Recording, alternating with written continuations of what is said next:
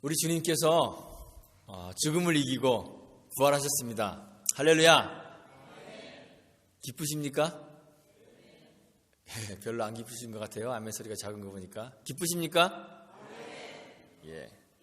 우리 그리스도에게는 세 가지 신분이 있습니다. 세 가지가 뭐냐 하면, 첫째는 선제하시는 분이고, 두 번째는 비하의 신분이고, 세 번째는 승귀의 신분입니다. 예수님은 본래 하나님이십니다. 하나님의 존재하는 방식은 하나님 외의 다른 것들과 전혀 다릅니다. 하나님 외에 세상에 존재하는 모든 것들은 존재하지 않았던 때가 있습니다. 존재하기 시작한 순간이 있어요. 우리에게도 다 생일이 있죠. 여러분들 생일 없으신 분 없습니다. 다 생일이 있습니다. 우리 교회도 생일이 있습니다. 처음 시작된 순간이 있습니다. 그런데 사람들은 마치 이 세계가 시작 없이 영원한 것처럼 그렇게 생각합니다. 이 세계, 자연과 우주가 마치 영원히 존재하는 것처럼 항상 그대로 있었고 또 앞으로도 그대로 있을 것처럼 그렇게 생각합니다. 그런데 세상에는 영원한 것이 없습니다. 존재하기 시작한 순간이 있고 존재를 그치는 순간이 있습니다. 그런데 하나님은 그렇지 않습니다. 하나님께서 모세에게 자기를 계시하실 때 나는 스스로 있는 자다 이렇게 말씀하셨습니다. 하나님은 시작도 없으시고 끝도 없으신 분이십니다. 우리는 그를 영원하신 하나님이다 이렇게 부릅니다. 영원하다는 것은 시간의 연장이 아닙니다. 시간을 아무리 늘려도 영원이 되지 않아요. 시간과 영원은 질적인 차이가 있는 것입니다. 개미를 아무리 많이 모아놓아도 사람이 되지 않는 것처럼 시간을 아무리 연장해도 영원이 될 수가 없습니다. 시간을 초월한 시작도 없고 끝도 없는 그런 상태를 영원이라고 부릅니다. 하나님의 존재 방식이 그렇습니다. 영원 안에 계셔서 모든 것에 앞서 계시는 하나님의 그 존재 방식을 우리가 선제라고 부르는 거예요. 예수님의 첫 번째 신분이 바로 이 선제하시는 신분입니다. 성자 하나님 역시 그 본질상 하나님의 본체이시기 때문에 스스로 있는 자이십니다. 시작도 없고 끝도 없으신 분이십니다. 사람들이 성자 하나님에 대해서 종종 오해해요. 그래서 어떤 사람들은 성자 하나님도 그도 계시지 않았던 때가 있었다고 그렇게 주장하는 사람도 있습니다. 그런데 요한이 말하죠. 태초에 말씀이 계시니라. 말씀이 하나님과 함께 계셨고 말씀이 곧 하나님이시다. 이렇게 선언했습니다. 성자 하나님은 하나님의 본체이십니다. 그래서 존재하는 모든 것에 앞서 계시는 분이시며 그래서 그런 하나님을 선제하시는 하나님이다. 이렇게 이야기합니다. 그런데 시작도 없고 끝도 없으신 이 영원에 계시는 하나님이 우리가 살고 있는 이 시공의 시간과 공간의 세계 안으로 들어오셨습니다. 하나님께서 스스로 자기를 제한하시고 자기를 낮추셔서 사람의 모양으로 나타나신 것입니다. 이 세상에 계시는 동안 진리이신 그 하나님이 사람들의 불신을 받아요. 존귀하신 하나님이 사람들의 비웃음을 받아요. 왕이신 하나님이 박해와 고난을 당하셨습니다. 그리고 영원한 생명이시고 또 생명의 근원이신 그 하나님이 십자가에서 죄인들과 함께 죽으시고 무덤에 장사 지낸 바 되셨습니다. 영원한 하나님이 하나님에게 버림받는 그 단절의 고통을 경험하셨습니다. 이것이 우리 주님의 비하의 신분이에요. 자기를 낮추시는 신분이라는 거예요. 그런데 만일 그분이 하나님이 아니시고 그저 한 사람에 불과하다면 거기서 모든 것이 끝나고 말겠죠. 우리 인간들은 만약 하나님의 구원이 없다면 우리의 육체가 죽을 때 어떻게 될까요? 우리의 영도 함께 죽어서 영원한 죽음 안으로 들어갑니다. 더 이상 아무런 소망도 없는 그런 상태가 되고 말아요. 정말 끝장나버리는 것입니다. 정말 종말을 맞이하게 되는 것입니다. 그런데 우리 그리스도의 신분은 거기서 끝나지 않습니다. 하나님께서 예수를 죽은 자 가운데서 다시 살리셨습니다. 예수 그리스도는 무덤에서 부활하셨습니다. 하나님께서 그를 다시 살리셨기 때문에 무덤이 그를 가두지 못했습니다. 대적자 사탄이 예수를 죽음으로 내몰아서 그를 십자가에 못 박아 죽였지만 죽음이 그를 삼키지 못했습니다. 예수 그리스도께서 죽음을 이기고 다시 살아나셨습니다. 예수는 본래 부활이고 생명이십니다. 예수님이 나사로의 무덤 앞에서 말씀하시죠. 나는 부활이요 생명이다 하셨습니다. 예수님 안에는 영원히 시들지 않는, 영원히 새하지 않는 그 생명이 있습니다. 생명 그 자체이십니다. 그래서 사단이 그를 십자가에 못 박아 죽이고 그를 무덤 안에 가두어 두었지만 다시 살아나셔서 그 안에, 주님 안에 생명이 있음을 증거해 주셨습니다. 당신이 영원하신 하나님이심을 증거하신 거예요. 다시 사신 예수님은 더 이상 이 시공의 세계, 시간과 공간이 지배하는 이 세계 안에 머물지 않으셨습니다. 예수님이 부활하시기 이전에 부활을 경험한 사람들이 여럿 있습니다. 아시죠? 열왕기상 17장에 보면 엘리야가 사르밧 과부의 아들을 죽은 가운데서 살립니다. 그 아들이 부활을 경험한 것이죠. 열왕기 하 4장에도 있습니다. 엘리야의 후계자였던 엘리사가 수넴 여인의 아들을 살립니다. 신약에도 있습니다. 마가복음 5장에 보면 회당장 야이로의 딸을 우리 주님께서 일으켜 세우십니다. 죽은 가운데서 살리십니다. 누가복음 7장에도 나옵니다. 나인성 과부가 아들을 잃고 그 아들을 장사 지내기 위해서 성에서 나오고 있는데 주님을 만났습니다. 무덤으로 가는 길에 주님을 만난 거예요.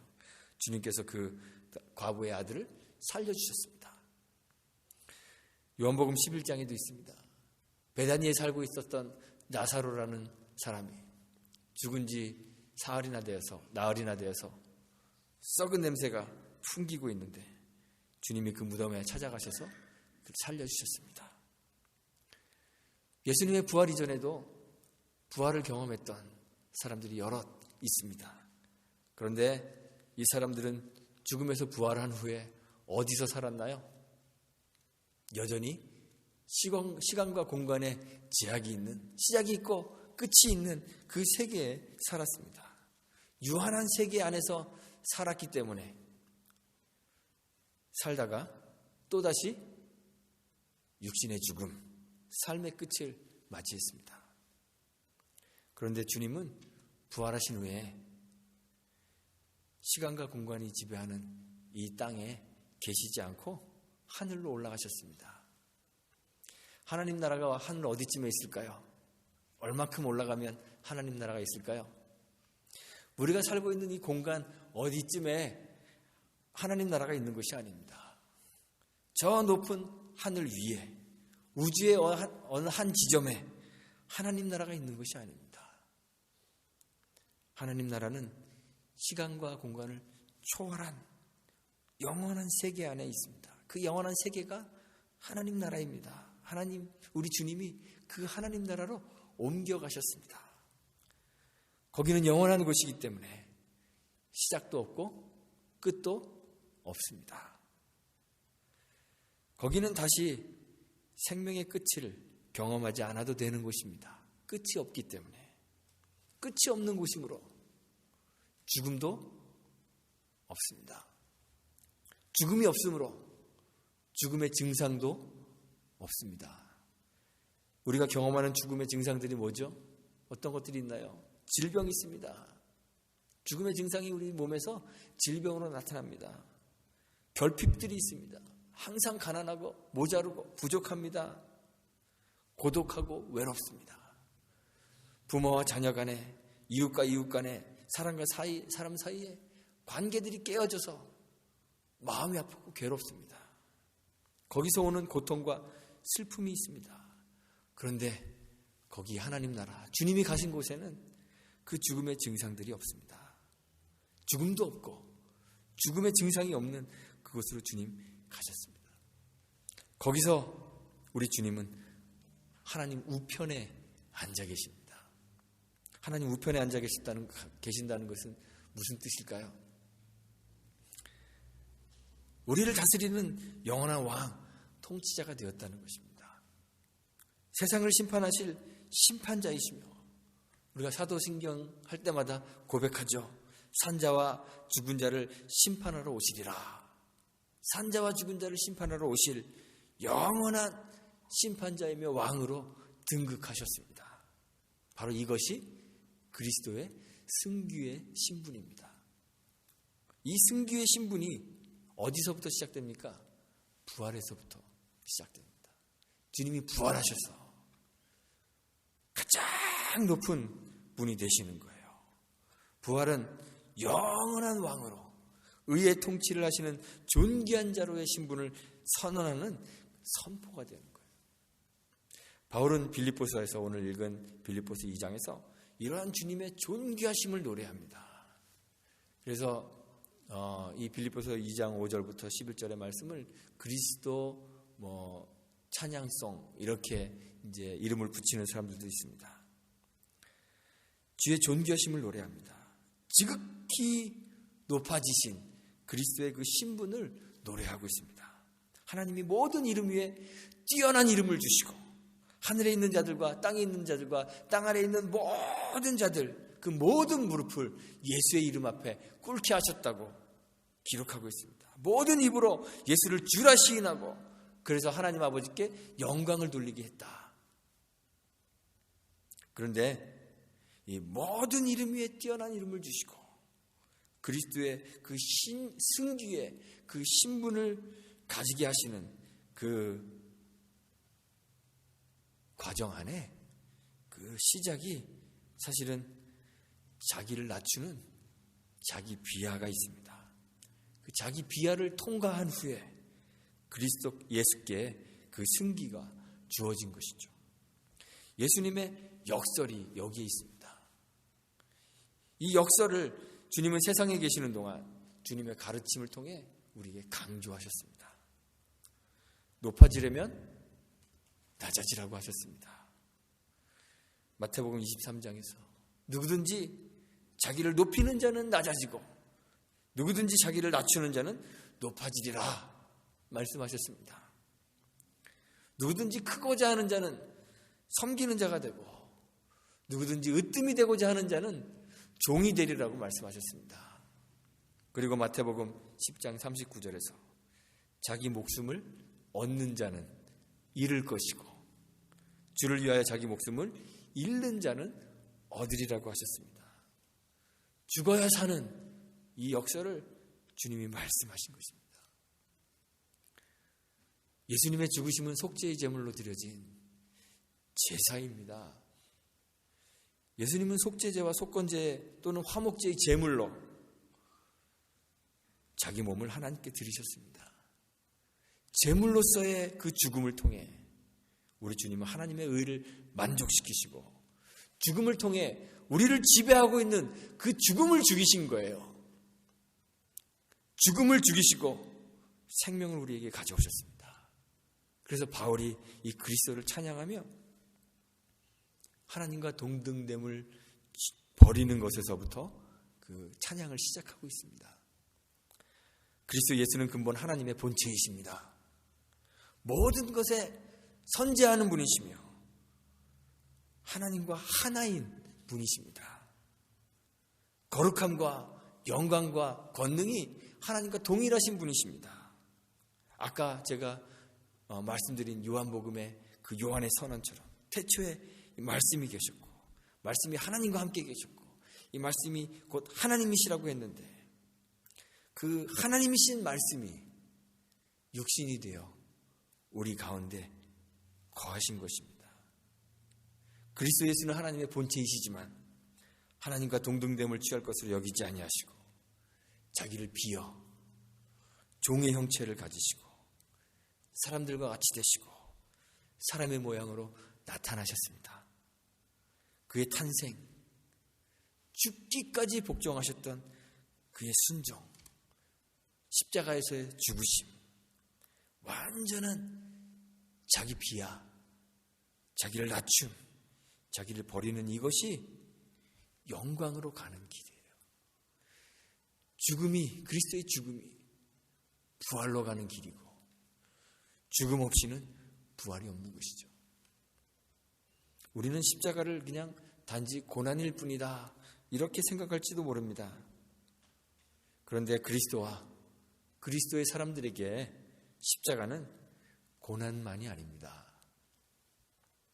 십자가는 하나님의 의와 거룩의 완성입니다. 하나님 공의의 만족입니다. 이 십자가 위에 하나님의 영광이 나타났습니다. 십자가는 하나님이 하나님 되심을 보여주는, 가장 잘 보여주는 장소입니다. 하나님의 완전한 사랑과 하나님의 완전한 의가 완전히 나타난 곳이 어딜까요? 바로 십자가입니다. 하나님이 언제 영광 받으시나요? 하나님의 의가 그리고 하나님의 사랑이 나타나는 곳에 하나님이 영광 받으시는 거예요. 하나님의 의와 사랑이 가장 잘 나타난 곳이 바로 십자가이고, 예수님은 그 십자가에 못 박히셔서 그 십자가로 하나님을 계시하신 것입니다. 그 십자가를 통과하여 부활하셔서 존귀한 왕으로 올라가셨습니다. 우리 주님에게 십자가가 곧 영광입니다. 그래서 바울이 우리에게 이 마음을 품으라 그랬습니다. 이 마음을 품으라. 이 마음이 무슨 마음입니까? 곧 그리스도 예수의 마음이라 그랬습니다. 바울에게는 바울의 글들, 서신서들, 성경을 읽어보면 바울에게는 그 인생을 다름박질하며 달려가서 도달하고 싶은 그러한 목적지, 목표가 있었습니다. 빌립보서 3장 14절에 보면 하나님이 위에서 부르신 부름의 상을 위하여 그 표대를 향하여 쫓아간다 그랬습니다. 바울은 그리스도의 부활에 참여하기를 간절히 소망했습니다. 그리스도와 함께 영광 받는 것 소망하며 기다렸습니다. 주님과 함께 왕노릇하는 그 영광을 기다리고 원했죠. 그런데 바울이 깨닫는 것, 지금 여기서 이 세상에서 부활의 기쁨, 부활의 영광을 누리는 것은 우리가 천국에서 누리게 되는 완성된 하나님 나라의 그 영광과는 다르다는 것, 그것을 깨달았습니다. 여기에서 부활로 시작된 그 그리스도의 승귀의 신분에 참여하여 그리스도와 함께 영광을 누리는 것은 바로 주님의 고난에 참여하는 것이라는 사실을 깨닫게 된 것입니다. 십자가가 영광인 것을 바울이 알았어요. 그래서 로마서 8장 17절에서 세상에서 박해와 고난 받고 있는 교회에게 말씀하시죠. 자녀이면 또한 후사, 곧 하나님의 후사요 그리스도와 함께한 후사니 우리가 그와 함께 영광을 받기 위하여 고난도 함께 받아야 할 것이니라. 그리고 그 부활의 기쁨을 소유하기 위해 모든 이름 위에 뛰어난 이름을 가지신 그리스도와 함께 하나님 나라의 영원한 상속자가 되기 위해 우리에게 그리스도의 마음을 품으라고, 자기를 낮추는 자기 비하의 마음을 가지라고 이야기하고 있습니다. 주님이 부활하셨습니다. 그가 죽음을 이기고 무덤을 박차고 나오셔서 죽음을 죽이고 영원한 생명을 우리에게 가져오셨습니다. 하나님께서 그를 지극히 높여 모든 이름 위에 뛰어난 이름을 주셨습니다. 우리는 온 우주의 왕으로 등극하신 그 그리스도와 함께 왕노릇하는 사람들입니다.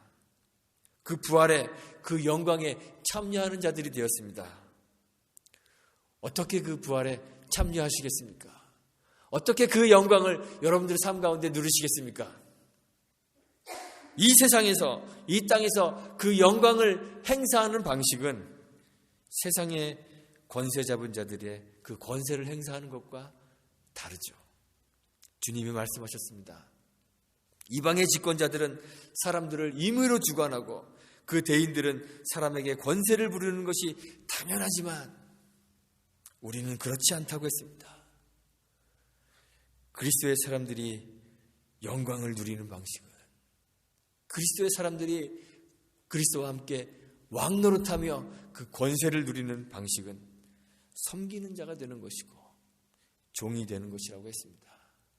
종이 되어 그 권세를 누린다고 하셨습니다.